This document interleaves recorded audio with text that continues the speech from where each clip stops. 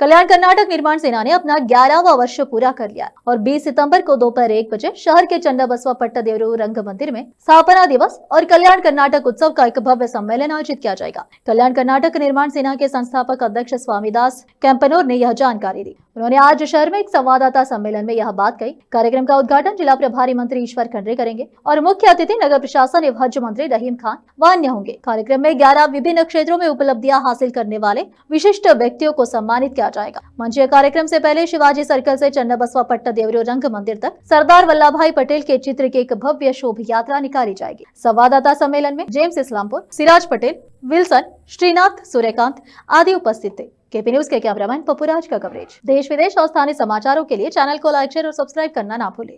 ಮುಂಜಾನೆ ನಮಸ್ಕಾರಗಳು।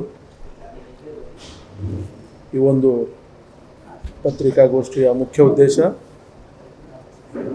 ನಮ್ಮ ಕಲ್ಯಾಣ ಕರ್ನಾಟಕ ನಿರ್ಮಾಣ ಸೇನೆ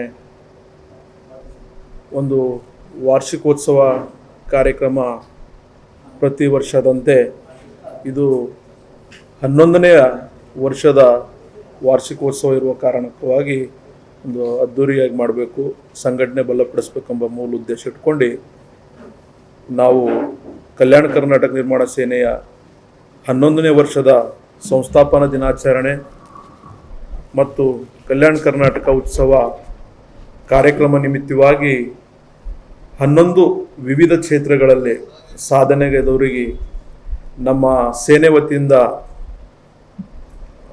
ಸನ್ಮಾನ ಮಾಡಬೇಕು। ಯಾಕಂದ್ರೆ 11 ಯಾಕೆ ನಾವು ಇವತ್ತು ಆಯ್ಕೆ ಮಾಡ್ಕೊಂಡಿದ್ದೀವಿ ಅಂದ್ರೆ ನಮ್ಮ ಸಂಘಟನೆ ಸಂಸ್ಥಾಪನವಾಗಿ 11 ವರ್ಷ ಆಗ್ತಾ ಇದೆ। ಅದಕ್ಕೆ 11 ವಿವಿಧ ಕ್ಷೇತ್ರಗಳಲ್ಲಿ ಸಾಧನೆಗೈದಂಥವರಿಗೆ ಗುರುತಿಸಿ ನಮ್ಮ ಸೇನೆ ವತಿಯಿಂದ ಅವರಿಗೆಲ್ಲ ಕೂಡ ಸನ್ಮಾನ ಇಟ್ಕೋಬೇಕು ಮತ್ತು ಕಲ್ಯಾಣ ಕರ್ನಾಟಕ ಭಾಗದಲ್ಲಿ ನಮ್ಮ ಸಂಘಟನೆ ಬಲಪಡಿಸ್ತಕ್ಕಂಥ ಕೆಲಸ ಮಾಡಬೇಕು ಅಂತಕ್ಕಂಥ ಮೂಲ ಉದ್ದೇಶ ಇಟ್ಕೊಂಡು ಈ ಒಂದು ಬೃಹತ್ವಾದಂಥ ಸಮಾವೇಶವನ್ನು ಆಯೋಜನೆ ಮಾಡೀವಿ। ಈ ಕಾರ್ಯಕ್ರಮ ನಮ್ಮ ಸರ್ದಾರ್ ವಲ್ಲಭಾಯ್ ಪಟೇಲ್ ಅವರ ಭವ್ಯ ಮೆರವಣಿಗೆಯೊಂದಿಗೆ ಕಾರ್ಯಕ್ರಮ ಶಿವಾಜಿ ವ್ರತ ಐಬಿಲಿಂದ ಸ್ಟಾರ್ಟ್ ಆಗಿ ಡಾಕ್ಟರ್ ಬಾಬಾ ಸಾಹೇಬ್ ಅಂಬೇಡ್ಕರ್ ಅವರ ಒಂದು ಮೂರ್ತಿ, ತದನಂತರ ಬಸವೇಶ್ವರ ವ್ರತ ಮಾರ್ಗವಾಗಿ ಅಲ್ಲಿಂದು ತಹಸೀಲ್ ಕಚೇರಿ ಮಾರ್ಗವಾಗಿ ಮೋಹನ್ ಮಾರ್ಕೆಟ್, ಗುದ್ಗೆ ಆಸ್ಪತ್ರೆ, ಅಲ್ಲಿಂದ ನೇರವಾಗಿ ರಂಗಮಂದಿರ ತಲುಪ್ತಕ್ಕಂಥ ಕಾರ್ಯಕ್ರಮವಾಗಿರ್ತದೆ। ಈ ಕಾರ್ಯಕ್ರಮಕ್ಕೆ ನಮ್ಮ ಬೀದರ್ ಜಿಲ್ಲೆಯ ಈ ಸಾನ್ನಿಧ್ಯವನ್ನು ಶಿವಯೋಗಿ ಮಚ್ಚಂದ್ರನಾಥ್ ಮಹಾರಾಜರು ಔದುತ್ಪುರ್ ಅವರು ಈ ಕಾರ್ಯಕ್ರಮದ ಸಾನ್ನಿಧ್ಯ ವಹಿಸ್ಕೊತಿ ಹೋರಾಟ ಮಾಡಿ ಇವತ್ತು ಜೀವ ಬಲಿದಾನ ಕೊಟ್ಟಿದ್ದಾರೆ। ಅಂಥವ್ರು ಎಷ್ಟೋ ಮಂದಿ ನಮ್ಮ ಜನರಿಗೆ ಗೊತ್ತಿಲ್ಲ। ನಾವು ಇನ್ನ ಹುಡುಕ್ತಾ ಇದ್ದೀವಿ, ನಾವು ಇನ್ನ ಸ್ಟಡಿ ಮಾಡ್ತಾ ಇದ್ದೀವಿ। ನಮ್ಮ ಭಾಗಕ್ಕೆ ದುಡ್ದಂಥವ್ರು, ನಮ್ಮ ಭಾಗಕ್ಕೆ ಸ್ವಾತಂತ್ರ್ಯ ಕೊಟ್ಟಂಥವ್ರು ಯಾರ್ಯಾರು ಹೋರಾಟ ಮಾಡಿದಾರ ಅಂಥವ್ರು ಪ್ರತಿಯೊಬ್ಬರಿಗೆ ನಾವು ಗುರುತಿಸ್ತಕ್ಕಂಥ ಕೆಲಸ ನಾವು ಮಾಡ್ತಾ ಇದ್ದೀವಿ। ಮಾಡಿಸಿ ನಮ್ಮ ಜನರಿಗೆ, ನಮ್ಮ ಭಾಗದ ಜನರಿಗೆ ಅವ್ರದ್ದು ಪರಿಚಯ ಆಗಬೇಕು।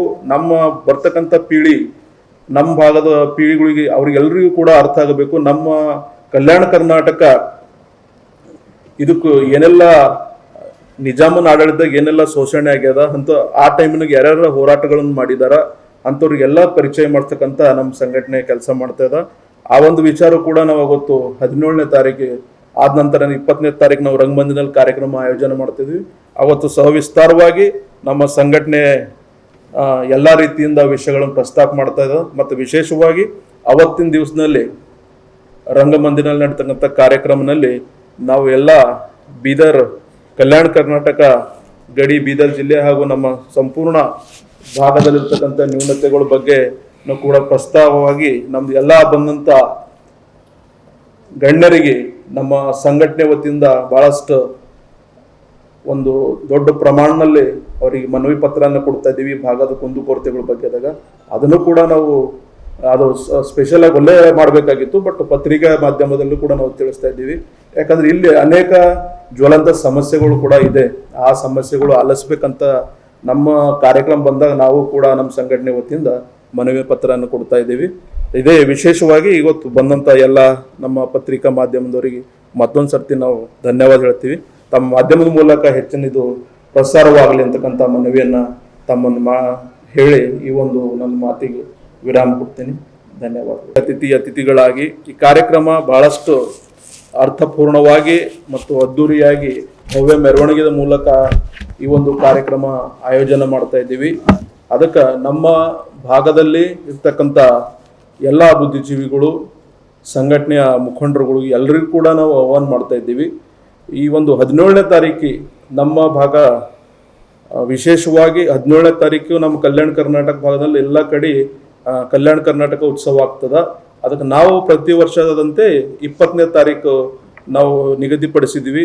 ಈ ಒಂದು ನಿಗದಿಗೆ ಎಲ್ಲರೂ ಈ ರಂಗಮಂದಿರನಲ್ಲಿ ನಡೀತಕ್ಕಂಥ ಕಾರ್ಯಕ್ರಮದಲ್ಲಿ ಎಲ್ಲರೂ ಕೂಡ ಭಾಗವಹಿಸಬೇಕು ಅಂತಕ್ಕಂಥ ಮನವಿಯನ್ನು ಮಾಡ್ತಾ ಇದ್ದೀವಿ. ನಮ್ಮ ಸಂಘಟನೆ ಪ್ರಮುಖರಿಗೆ, ಪದಾಧಿಕಾರಿಗಳಿಗೆ, ಬುದ್ಧಿಜೀವಿಗಳಿಗೆ, ಸಾಹಿತಿಗಳಿಗೆ, ನಮ್ಮ ಜಿಲ್ಲೆಯ ಎಲ್ಲ ಪ್ರಗತಿಪರ ಚಿಂತಕರಿಗೆ ಎಲ್ಲರೂ ಕೂಡ ಬಂದು ಈ ಕಾರ್ಯಕ್ರಮ ಯಶಸ್ಸು ಮಾಡಿಕೊಡ್ಬೇಕು.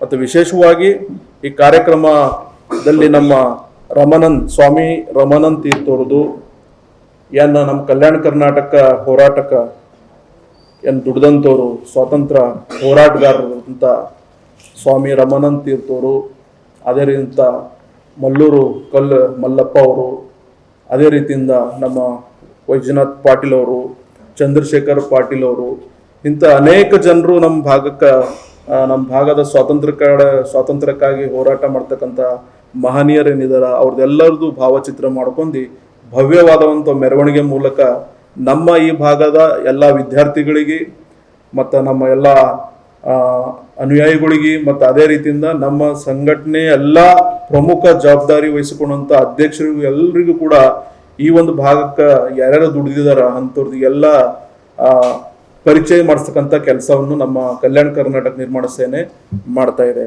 ಯಾಕಂದ್ರೆ ವಿಶೇಷವಾಗಿ ಈ ಭಾಗದಲ್ಲಿ ಆ ಒಂದು ಸಂದರ್ಭದಲ್ಲಿ ನಿಜಾಮನ ಆಡಳಿತದಲ್ಲಿ ಅವ್ರದೇ ಆದಂಥ ಖಾಸಗಿ ಸೈನ್ಯ ರಜಾಕರ ಹಾವಳಿಯಿಂದ ಏನೆಲ್ಲ ಕುತಂತ್ರ ಬುದ್ಧಿಗಳನ್ನು ಮಾಡ್ಕೊಂಡು ನಮ್ಮ ಭಾಗದ ಜನರ ಮೇಲೆ ಏನೆಲ್ಲ ಶೋಷಣೆ ದೌರ್ಜನ್ಯಗಳು ಮಾಡಿದ್ರು, ಆ ಶೋಷಣೆ ದೌರ್ಜನ್ಯಕ್ಕೆ ಎದೆತಟ್ಟಿ ನಿಂತು